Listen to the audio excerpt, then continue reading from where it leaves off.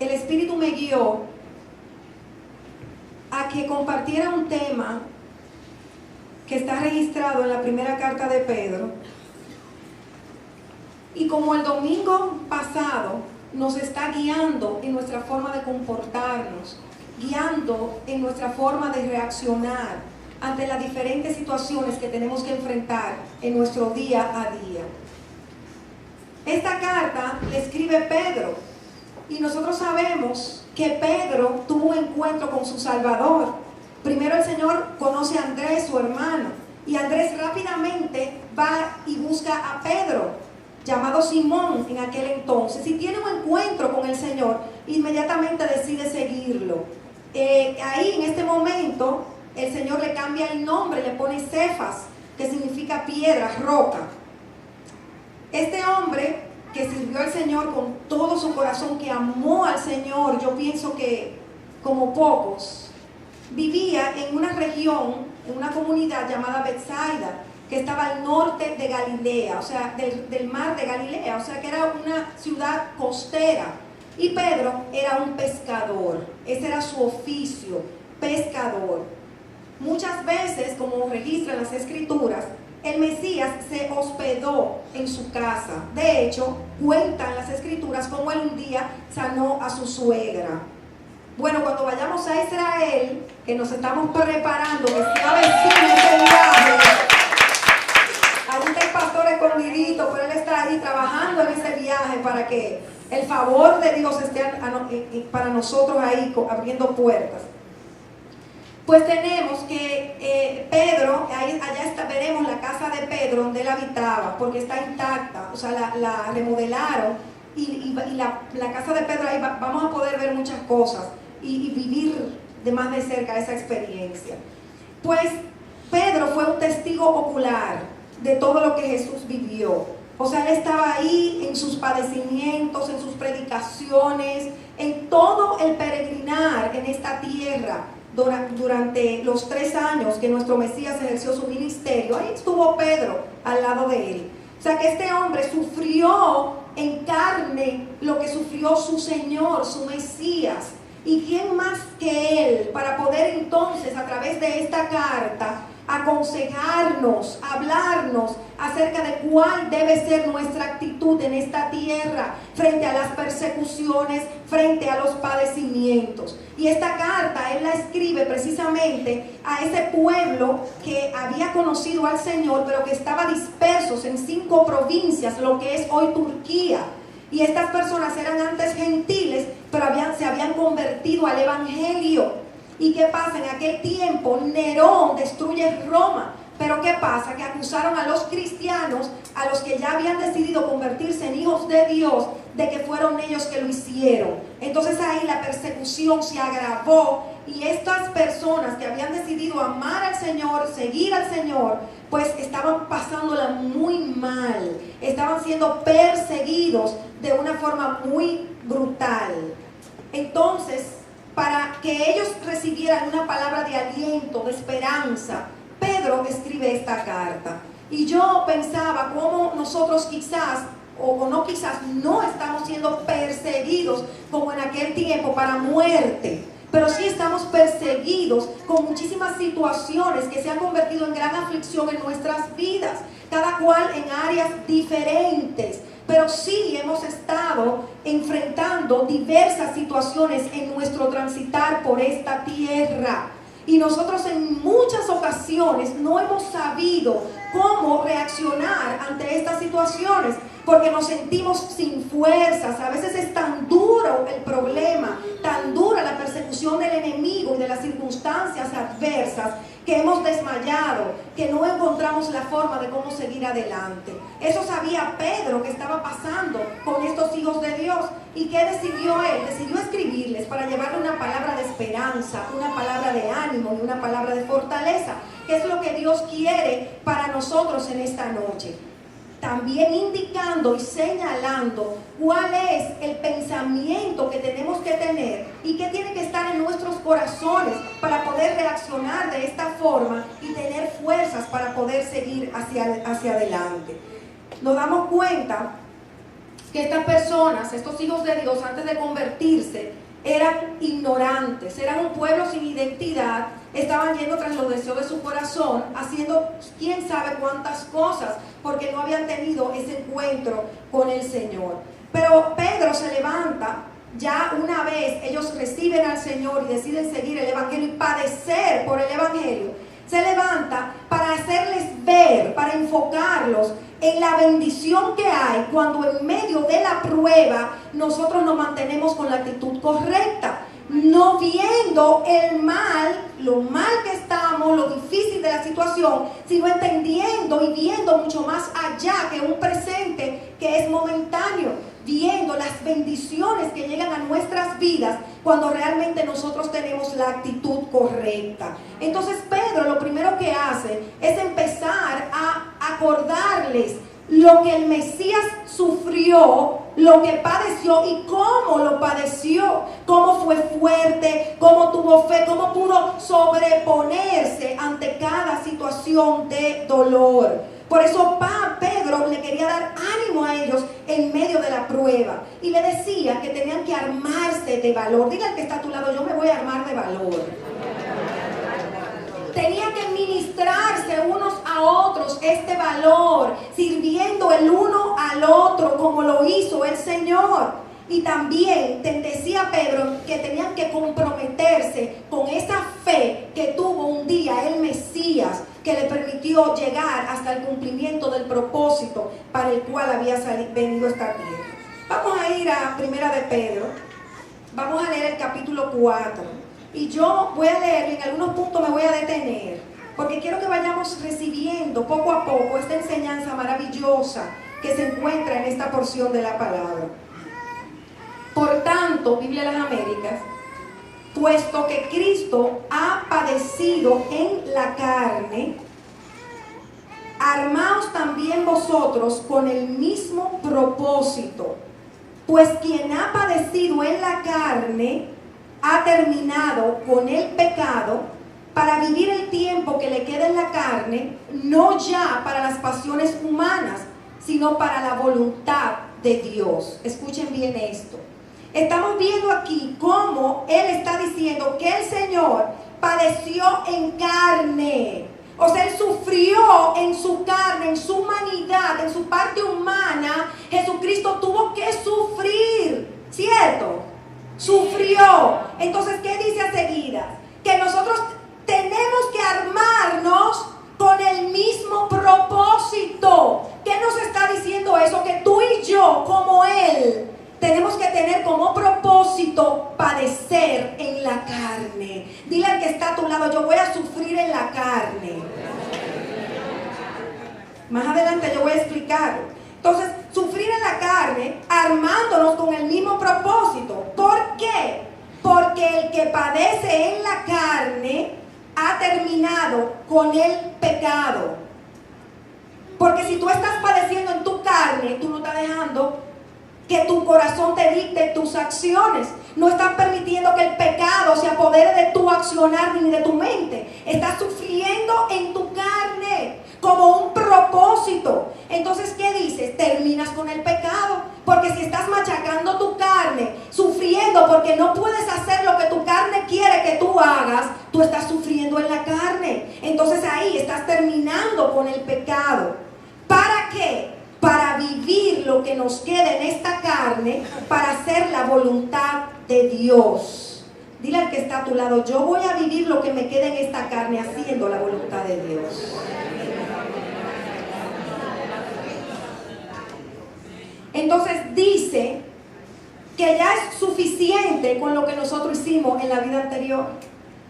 Ya es suficiente con la manifestación de la carne que hemos tenido durante tantos años en esta vida. Suficiente. Di conmigo, ya es suficiente.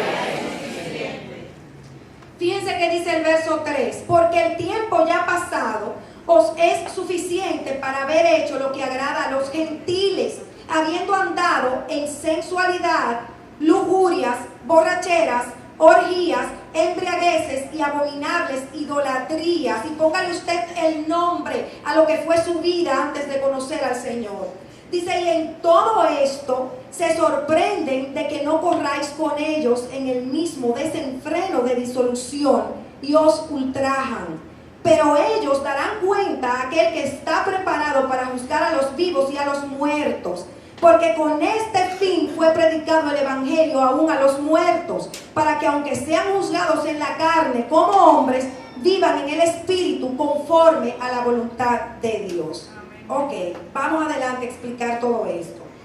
Se nos está diciendo, o Pedro le está diciendo a aquellas personas que estaban dispersos en 5 provincias que habían conocido al Señor, que ya basta con lo que vivieron de pecado en su vida anterior, que ya era suficiente, que ya no podían continuar con ese estilo de vida, sino que ahora tenían que sufrir en la carne como lo hizo el Mesías, y que ese tenía que ser su propósito. O sea, eso es levantarme todos los días y decir, yo hoy me determino a sufrir en la carne. ¿Por qué? Porque los días que me quedan en esta tierra, ya yo no lo voy a vivir carnalmente, sino que yo lo voy a andar en el Espíritu. Voy a ser guiada por el Espíritu, guiado por el Espíritu, y no por esas pasiones desordenadas. Entonces dice que para eso se predica el Evangelio. Oh mi Dios, para eso se predica el Evangelio, amados míos, para que tú y yo no seamos como fuimos, sino que seamos transformados a esa imagen de aquel que nos marcó un camino, de aquel que nos marcó un estilo de vida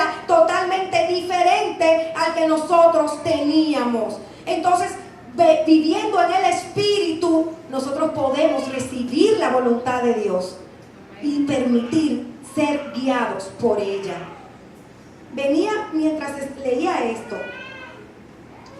Yo soy una persona que honro mucho a Pedro, o sea, me identifico tanto con este discípulo del Señor, y me acordaba cómo este hombre que está hoy diciendo estas cosas fue el mismo que le cortó la oreja a un soldado cuando iban a apresar al Señor. El hombre impetuoso, el hombre que se dejaba llevar de su corazón, de su carne, hoy dice, no puedes ser guiado por la carne, tienes que padecer en la carne.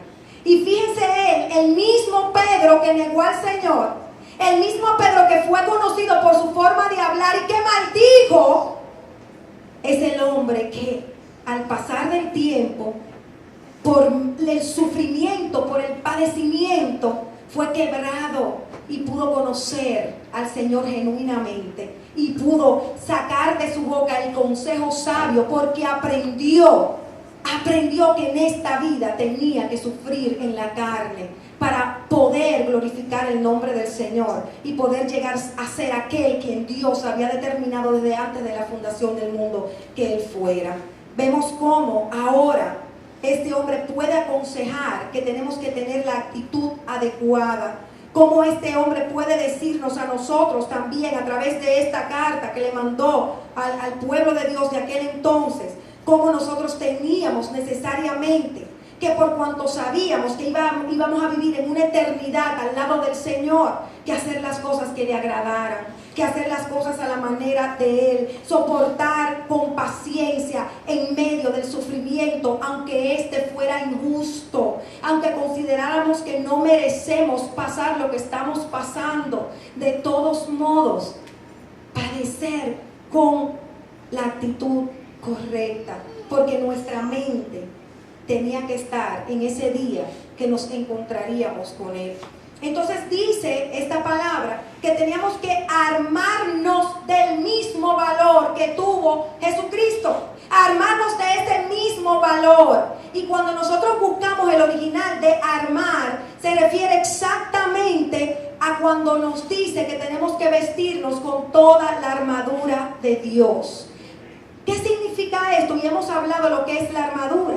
Que cada uno de nosotros tiene que seguir obedeciendo, que seguir haciendo la voluntad de Dios, no importa lo caliente, lo ardiendo que esté la situación que nos está aconteciendo. Tenemos que seguir creyendo que lo que Dios dice es la verdad. Tenemos que seguir sometiendo las emociones, toda sensación, emoción dañada que llegue a nuestras vidas, tiene que seguir siendo sometida. No podemos dejar que salga ni que nos gobierne. Esto quiere decir armarnos de ese valor, de esa actitud correcta. Implica que tenemos que tener puesto el yelmo de la salvación. O sea, que tenemos que estar pensando lo correcto. ¿Y qué es lo correcto? Que nuestra vida, nuestra ciudadanía no es de este mundo, que somos peregrinos y extranjeros, que toda situación que estemos atravesando es breve y momentánea y está formando nuestro carácter. Tenemos que seguir poniendo el escudo de la fe por delante y es silenciando la voz del diablo, diciendo con la espada en la mano, escrito está, y por encima de las circunstancias estableciendo lo que Dios dice. Y tenemos que seguir orando sin cesar. Eso significa armarnos de ese valor que nosotros necesitamos para poder superar el tiempo malo, para poder superar la crisis, para poder vencer el que nos ataca, el que nos hace la guerra. Llámele, póngale el nombre que usted quiera. Su esposo, sus hijos, su jefe, quien sea, el que le hace la guerra. Usted no puede enfrentarlo con las mismas armas, sino que tiene que armarse del valor para reaccionar como tiene que reaccionar, y que ahí en medio usted siga haciendo la voluntad de Dios, lo que Dios dice que tiene que ser. Es la misma armadura que se ponían los soldados para ir a la guerra. Un guerrero no puede ir sin la armadura. De la misma forma, nosotros tampoco podemos hacerlo.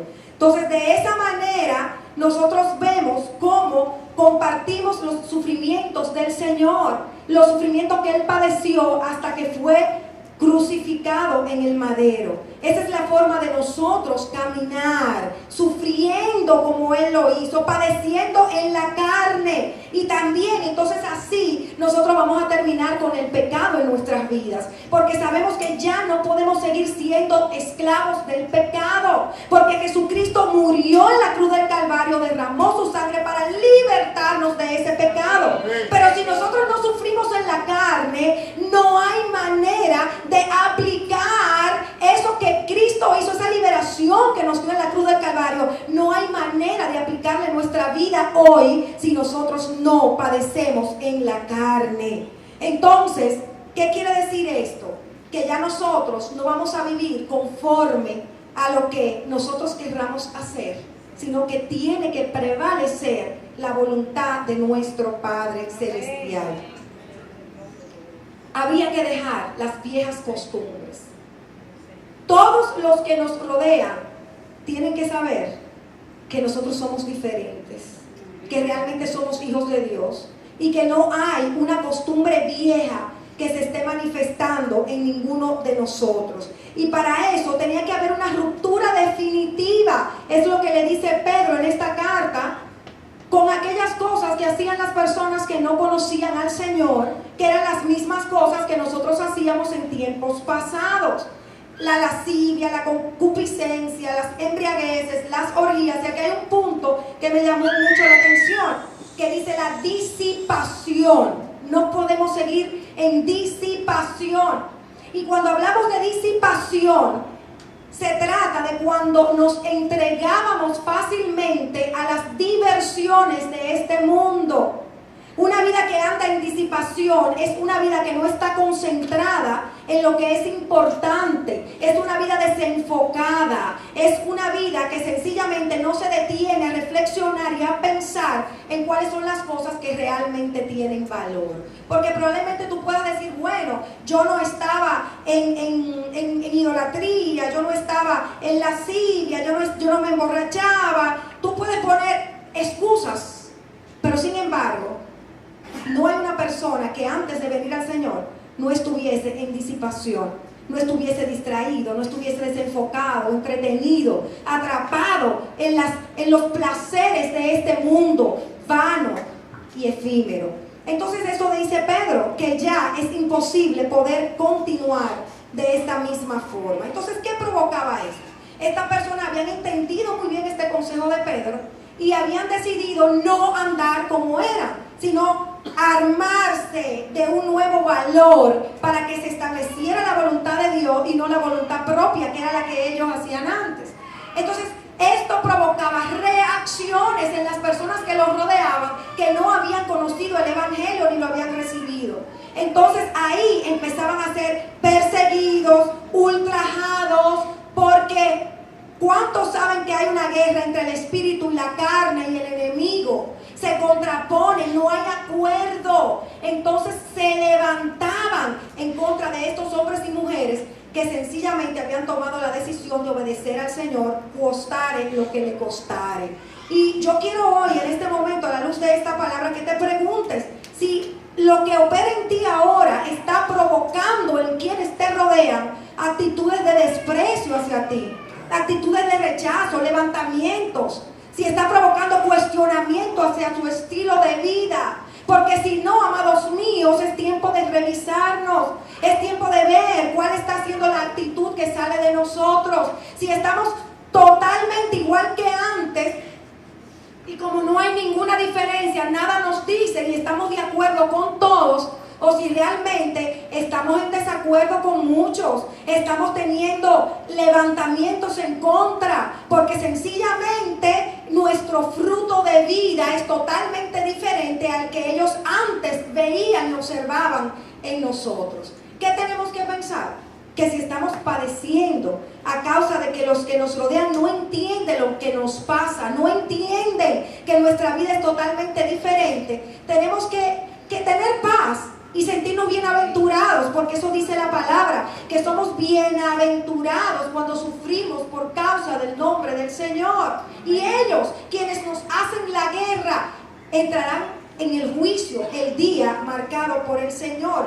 Y al final, todo lo que ha sido sus palabras en contra nuestra, sus actitudes en contra nuestra, pues van a ser juzgadas por aquel que ve, nuestro Adonai Roy, que nada se le escapa. ¿Cuántos saben que el Señor tiene cada detalle visto de todo lo que nos sucede, de todo lo que enfrentamos día a día? Entonces Él va a juzgar, y en ese tiempo, pues cada cual sabrá. Y saben que es muy importante que nosotros tenemos que tener ese testimonio tan coherente, esa vida del Señor tan manifiesta, que el día de la visitación, el día que el Señor llegue a nuestros hermanos, a nuestros hijos, a nuestros padres, a los esposos, ese día que nosotros tengamos la paz de saber, wow, ellos vieron un buen testimonio en mi vida. Yo no dañé, yo no manché, yo no marqué negativamente sus vidas con una vida carnal, sino que por cuanto sufrí en la carne y morí al pecado, hoy puedo tener la paz de que esa persona va a tener en su memoria el buen testimonio de la vida que yo pude mostrarle. Quienes siguen el Evangelio tienen un futuro totalmente diferente a quienes lo rechazan, a quienes no lo quieren y sencillamente siguen haciendo su voluntad, las cosas a su manera, viviendo bajo su propia opinión.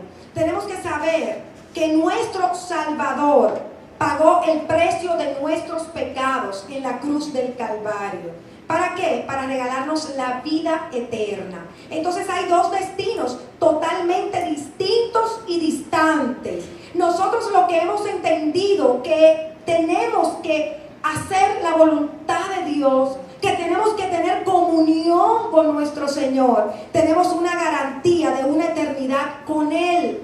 Pero aquellos que deciden hacer su voluntad y no sufrir en la carne, aquellos que no quieren pagar el precio que implica ser hijo de Dios, entonces esos están decidiendo por una eternidad separados del Señor. Pues lo primero que dice Pedro en esta carta que es necesario para enfrentar la persecución y los padecimientos es sufrir en la carne, armados con toda valentía. Pues lo segundo que dice es que tenemos que servir en amor. Cuando el Señor estaba en Getsemaní, nosotros vemos que Él fue a los discípulos y los halló durmiendo y dijo a Pedro: ¿con que no pudiste velar una hora conmigo? Velad y orad para que no entréis en tentación. El espíritu está dispuesto, pero la carne es débil. Apartándose de nuevo, oró por segunda vez diciendo: Padre mío, si esta no puede pasar sin que yo la beba, hágase tu voluntad. Y vino otra vez y los halló durmiendo, porque sus ojos estaban cargados de sueño. Dejándolos de nuevo, se fue y oró por tercera vez, diciendo otra vez las mismas palabras. Y ustedes se imaginan el cuadro, en la agonía que estaba el Señor en ese momento. Necesitaba fuerzas, necesitaba que los que estaban andando con Él lo apoyaran en oración, le levantaran sus brazos, lo sostuvieran en el momento más difícil de su existencia como hombre en esta tierra. Pero ellos estaban durmiendo.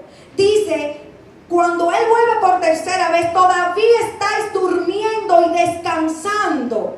He aquí, ha llegado la hora, y el Hijo del Hombre es entregado en manos de pecadores. Levantaos, vamos, mirad, está cerca el que me entrega. Ahí estaba Pedro, en el momento donde el Señor más lo necesitaba, y necesitaba de su oración. Él dormía.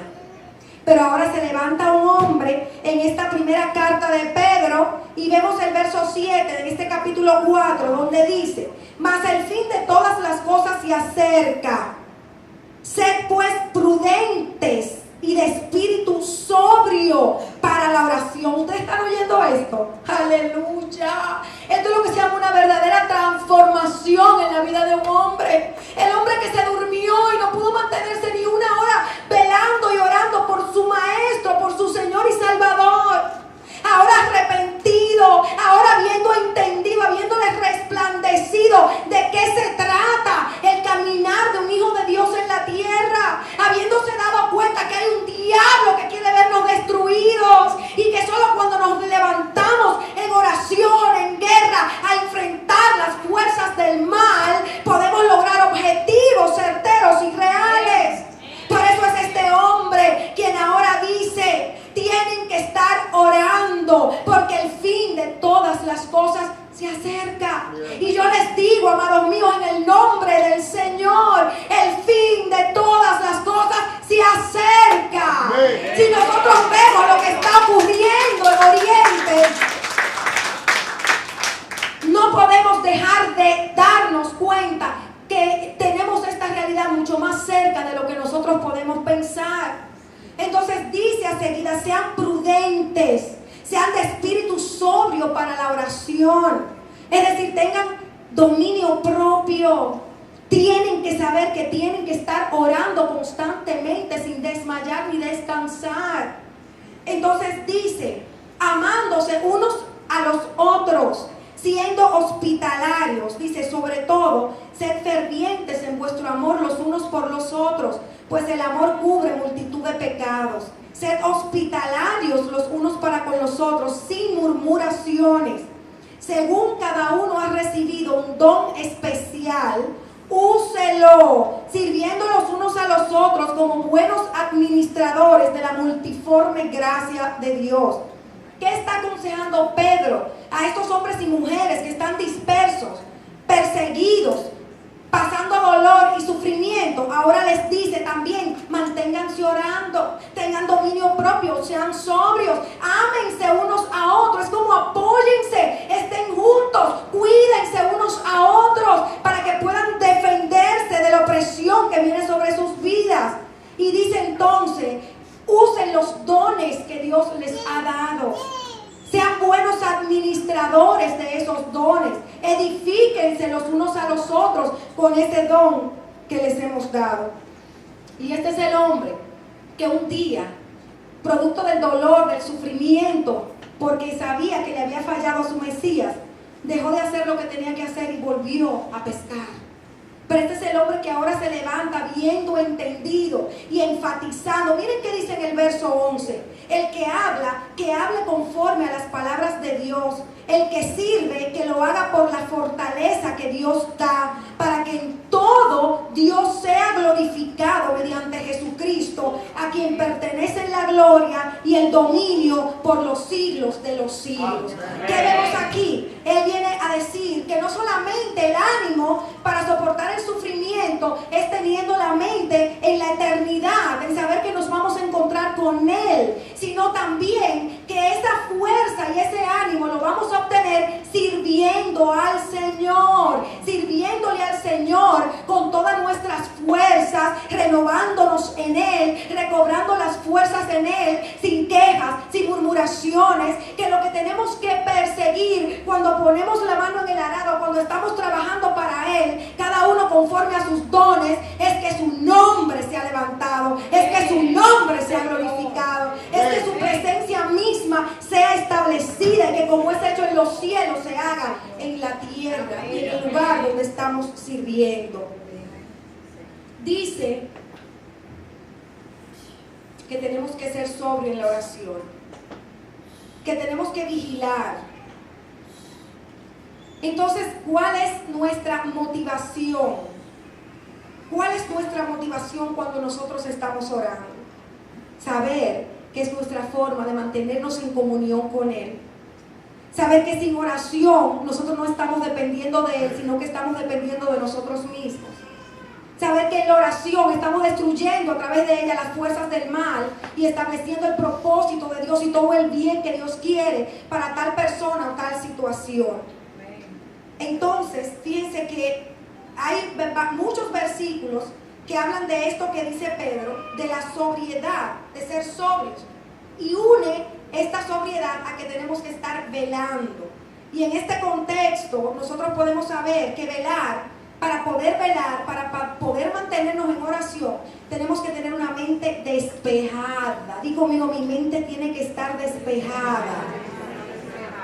Una mente sana. Fíjense que dice, Primera de Pedro 1:13, ceñid vuestro entendimiento para la acción. Sed sobrios en espíritu. Poned vuestra esperanza completamente en la gracia que se nos traerá en la revelación del Mesías, oh mi Dios. O sea, nuestra mente tiene que estar puesta en ese regalo que vendrá cuando nosotros estemos en la presencia misma del Mesías. Ya no, porque por raticos el Espíritu Santo no entra en esa presencia, en esa dimensión. Aunque la presencia de Él la portamos. Estoy hablando de esa percepción de su presencia. Cuando estemos con Él, estaremos en la más absoluta y total y más profunda de las revelaciones de su presencia. Entonces nuestra mente tiene que estar despejada de los problemas de este mundo. Nuestra mente tiene que estar despojada de ansiedades y tiene que estar concentrada, enfocada en lo que es nuestra verdad, en lo que es esa esperanza de eternidad que nos ha sido dada. ¿Cómo lo vamos a hacer? Con toda oración, con toda súplica, siendo de espíritu sobrio, como dice también la misma carta, pero ya en el capítulo 5, verso 8.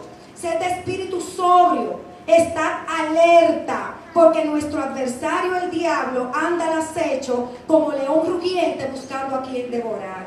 Cuando la mente está llena de todas las ansiedades de este mundo, del trabajo, de los problemas, de tal o cual cosa, nosotros no vamos a estar vigilantes para discernir las acechanzas del diablo. Nosotros tenemos un enemigo que quiere vernos muertos, que anda buscando cómo devorarnos, cómo derribarnos. Y con una mente llena de otras muchas cosas, no podemos estar apercibidos, no podemos desenmascarar las estrategias del diablo para cortarlas antes de que sucedan. Por eso Pedro habla muy claro, tienen que ser sobrios. Tenemos que ser sobrios, teniendo la mente lo que tenemos que tener, que son las cosas espirituales, para poder defendernos de los ataques del enemigo. Así tiene que ser nuestro pensamiento. Si tenemos este pensamiento de que nosotros nos vamos a encontrar con nuestro Señor, de que nuestra vida es la eternidad a su lado, no las cosas de este mundo que son vanas, efímeras, que ahora están y ahorita no están, no. Tengamos la mente despejada para poder estar armados de todo ánimo, vigilantes, sobrios, orando, para poder enfrentar y deshacer las artimañas del maligno. También dice Pedro en esta carta que tenemos que tener ferviente amor, amarnos los unos a los otros.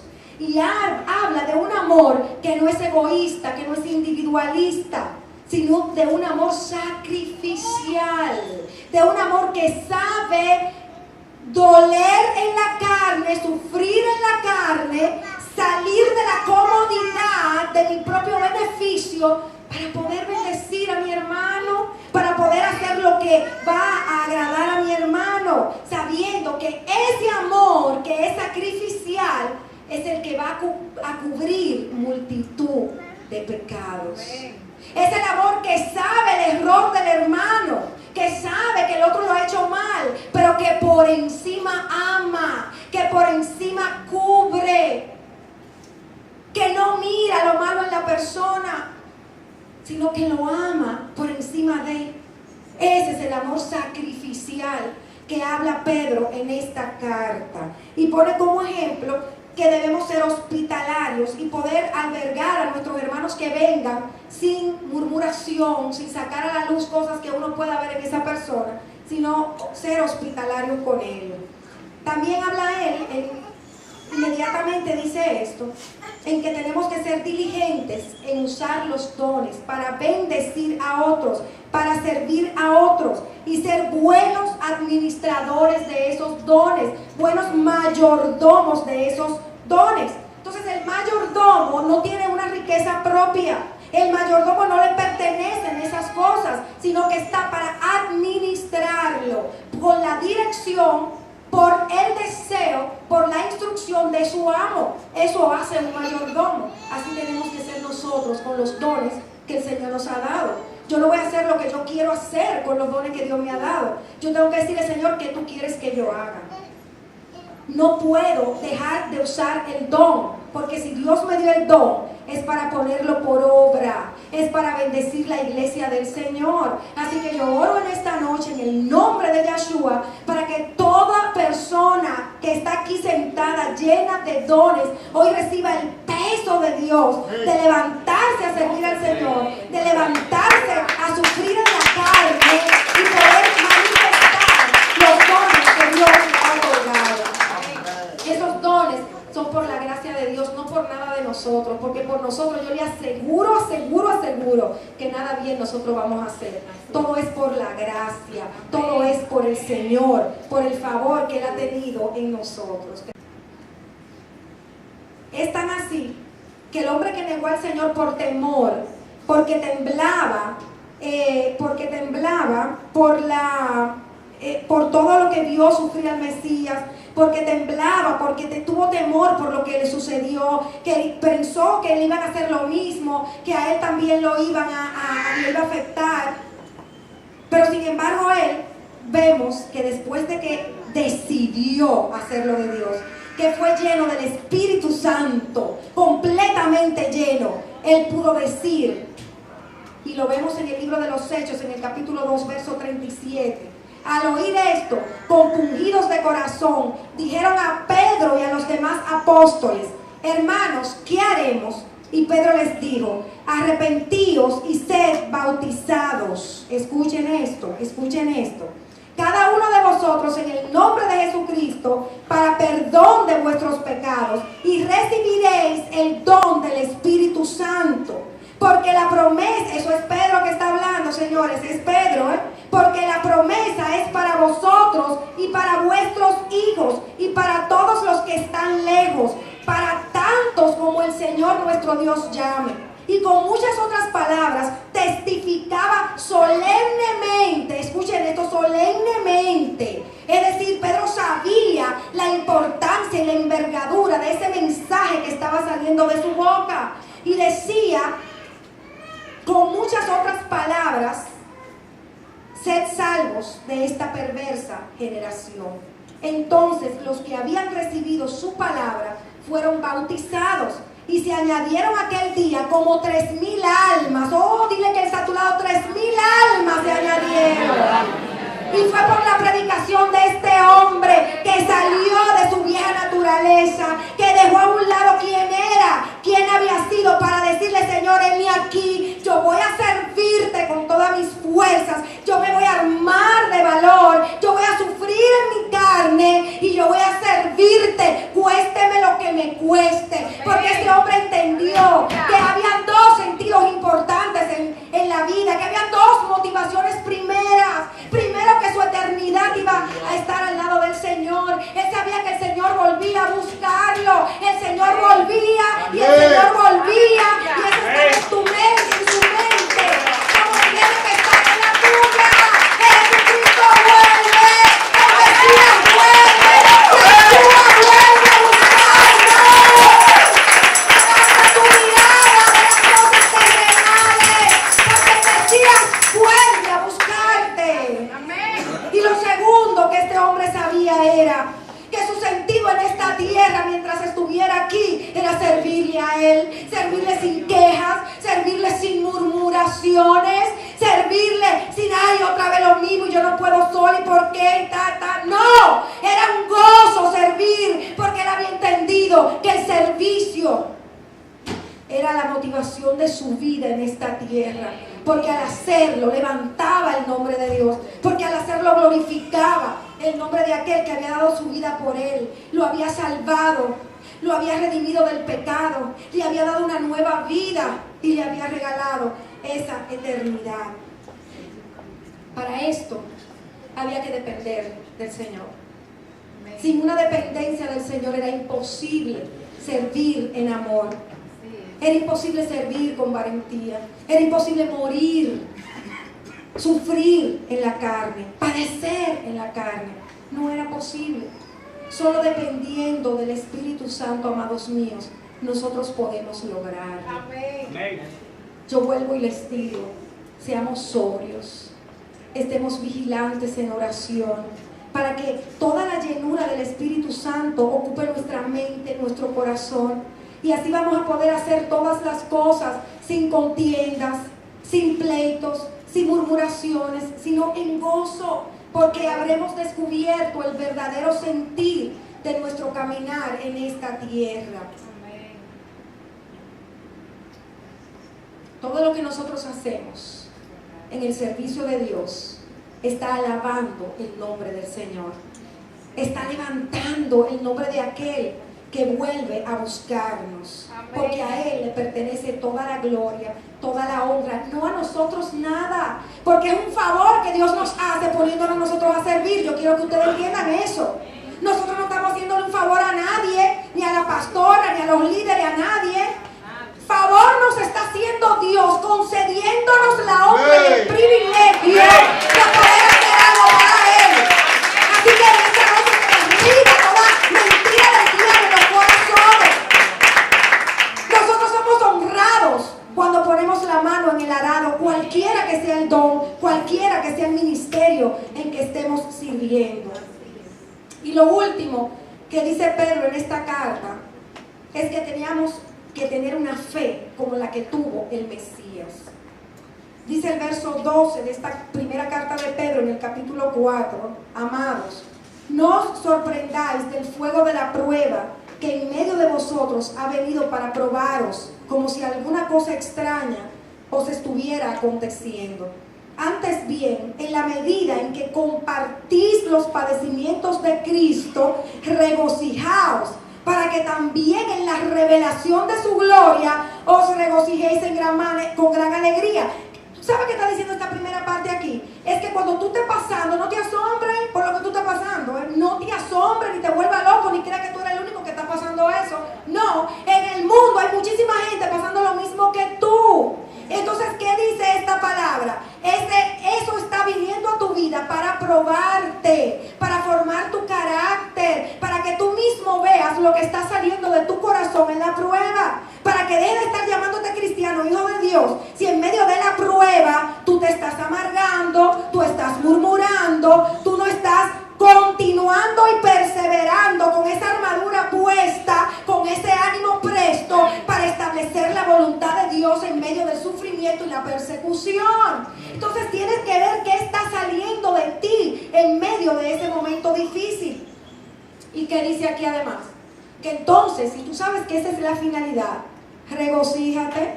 Tienes que regocijarte, sea cual sea tu situación. Regocíjate.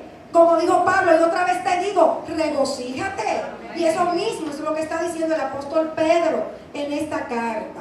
Dice, si sois vituperados por el nombre de Cristo, dichosos sois, pues el Espíritu de gloria y de Dios reposa sobre vosotros. ¿Qué es lo que está diciendo? Alégrate, porque tú sabes que si en esta tierra tú estás sufriendo en la carne y sabes que tienes propósito por eso que te está pasando, cuando la verdad de la gloria, o sea, la presencia misma de Jesús se revele a tu vida, entonces ahí tú vas a tener la plenitud de todas las cosas. Porque solamente, escucha esto, solamente la presencia completa del Señor se va a revelar a tu vida. Solamente te vas a encontrar con el Señor en el día postrero si en medio de la prueba, en este tiempo, en esta hora, tú padeces en la carne, con gozo, con el ánimo correcto, con la actitud correcta, como estamos viendo esta porción de la palabra. Ciertamente, por ellos Él es blasfemado, pero por vosotros es glorificado. O sea, por mucho, esto es muy profundo. Yo quiero que ustedes abran sus corazones, amados míos. Los que no conocen al Señor lo blasfeman, lo insultan. Su testimonio y su vida no habla bien de Dios. Pero nosotros, tú y yo, tenemos que hablar bien de Dios con nuestras actitudes, palabras y reacciones en medio de la prueba. Tú y yo tenemos que glorificar su nombre.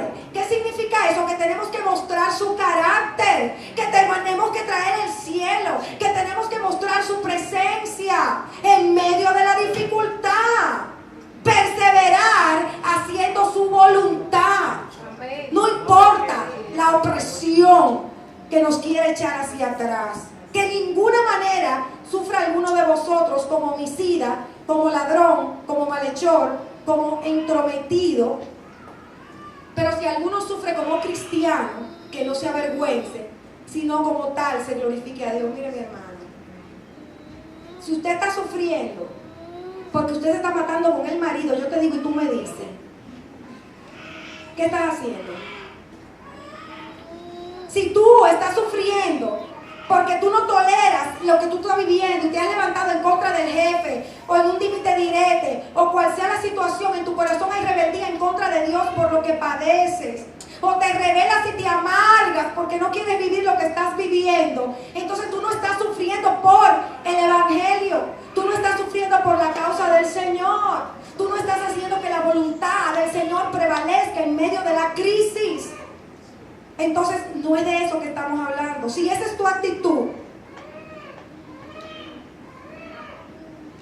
dice el verso 17, porque es tiempo de que el juicio comience por la casa de Dios. Yo quiero que digas conmigo, el juicio va a empezar por mí. Y comienza por nosotros primero. Y si comienza por nosotros primero, ¿cuál será el fin de los que no obedecen el evangelio de Dios? O sea, nosotros que estamos en este camino, el Señor quiere que por nuestra casa, por nosotros mismos empiece el juicio. Es decir, que nosotros mismos analicemos y veamos si estamos reprobados o no estamos reprobados. ¿Cuál está siendo mi actitud? ¿Se está cumpliendo la voluntad de Dios? Todo el que me rodea está viendo el carácter y la presencia de Dios en medio de mi situación. Si esos somos nosotros, ¿qué serán los que viven lejos? ¿Cómo no ellos serán juzgados también? Y si el justo con dificultad se salva, ¿qué será del impío y del pecador? Por consiguiente, los que sufren conforme a la voluntad de Dios, encomienden sus almas al fiel Creador, haciendo el bien. ¿Cuál es la conclusión de esta porción? Que tenemos que hacer el bien. Vamos a actuar de forma correcta. Vamos a vencer con el bien el mal. Y eso es lo que hace Pedro. Anima a soportar el sufrimiento con una fe como la que tuvo el Señor. No viendo a la persona, no yendo a los insultos, no viendo al que lo persigue, sino viendo el propósito. Viendo el propósito, estaré contigo para siempre. Mi vida es servirte, mi vida es hacer el bien, no importa lo que yo tenga que enfrentar o lo que tenga que hacer. Entonces así se identificaban con el Mesías, así podían tener comunión con Él, así podían tener la fe para perseverar y seguir hacia adelante. El fuego de la prueba El fuego de prueba es como el fuego que se enciende. ¿Sabe lo que dice?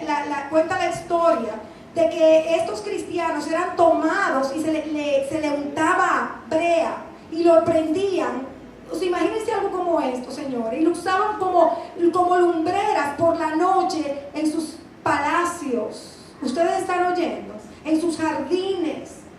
Fuego literalmente. Nosotros estamos pasando el fuego de la prueba en lo relacional, pero ellos lo pasaban y lo atravesaban en lo literal. Quemaban su cuerpo y lo encendían. Y a esos Pedro le decía perseveren. A esos Pedro le decía resistan, no se rindan, sean exactamente como Jesús nos mostró que fue. ¿Qué no será nosotros, amados míos, que no estamos sufriendo ni siquiera cerca de lo que estos cristianos padecieron en los primeros años?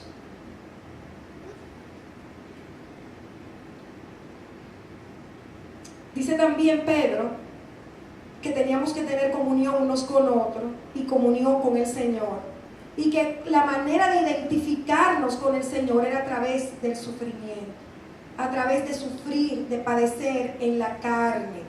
Entonces este padecimiento va a resultar en un gran gozo, porque entonces al servirle en comunión los unos con nosotros, amando los unos con nosotros, con una relación cercana con el Mesías, haciendo lo que Él hacía y reaccionando como Él hacía, nosotros asegurábamos una vida de paz, y esa esperanza de nuestro encuentro glorioso con Él se iba a mantener totalmente viva. Regocijémonos en el presente. Levantemos el nombre del Señor sabiendo que somos bienaventurados cuando pasamos la prueba y que su voluntad siga siendo manifiesta a través de nuestras actitudes. Las persecuciones, los sufrimientos, los problemas no pueden llevarnos al libertinaje, no pueden llevarnos a que nosotros deshonremos el nombre de Dios con palabras soeces, con murmuraciones. No podemos hacer nada, absolutamente nada, que nos catalogue como no cristianos.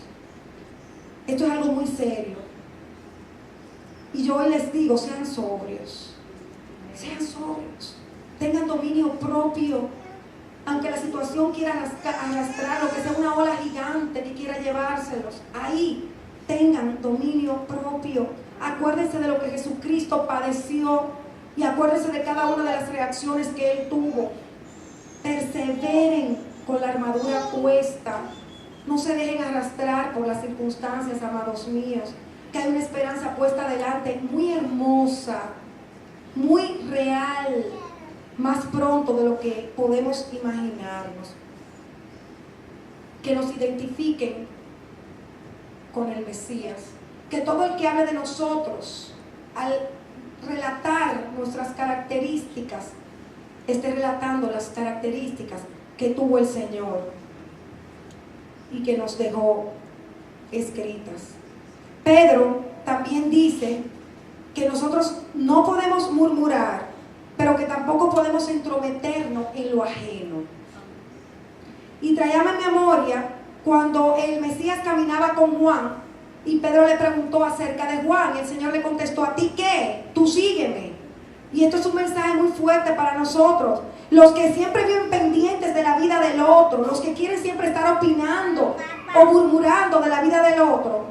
Hoy la palabra les dice: óyeme, ¿a ti qué? Tú sigue al Señor, sírvele con un corazón humilde, ama a tu prójimo, ármate de valor y sigue haciendo y cumpliendo el propósito para el cual fuiste llamado a esta tierra. Y deja de estar mirando al de al lado, al de la izquierda o a la derecha. Pon tus ojos en el Señor y sigue hacia adelante. Amén. Que fue la palabra que le dijo el Señor a Pedro. Amén. Pedro había referido a la persecución y al sufrimiento como pruebas que refinan y comprueban la fe, si se reacciona de acuerdo a la voluntad de Dios. O sea que también esto es un termómetro para nosotros. ¿Cómo está nuestra fe? ¿Cómo está nuestro amor por el Señor? Al ver cómo estamos reaccionando en medio de las situaciones que estamos atravesando. Dios está probando a los de la casa, porque el Señor quiere purificar a los de la casa. Es necesario que por más duro que sea, por más duro que sea, tener la actitud de gozo, de paz, sabiendo que nuestro Dios tiene cuidado de nosotros en medio de la situación, que Él nunca dejará de vernos, nunca dejará de ampararnos y defendernos, porque mientras estamos padeciendo la situación, Él está obrando en contra de los que nos están haciendo la guerra. Tenemos que estar seguros que estamos llamados a sufrir en medio de las circunstancias difíciles, que tenemos que estar haciendo la voluntad de Dios en medio de esas circunstancias, y que mientras no seamos culpables de ningún delito, de ninguna mala acción en medio del problema, estamos siendo bienaventurados, porque el nombre de Dios está siendo levantado. Vamos a ejercer la fe. Vamos a soportar como lo hizo Yeshua, que se encomendó a su Padre, aquel que juzga con justicia.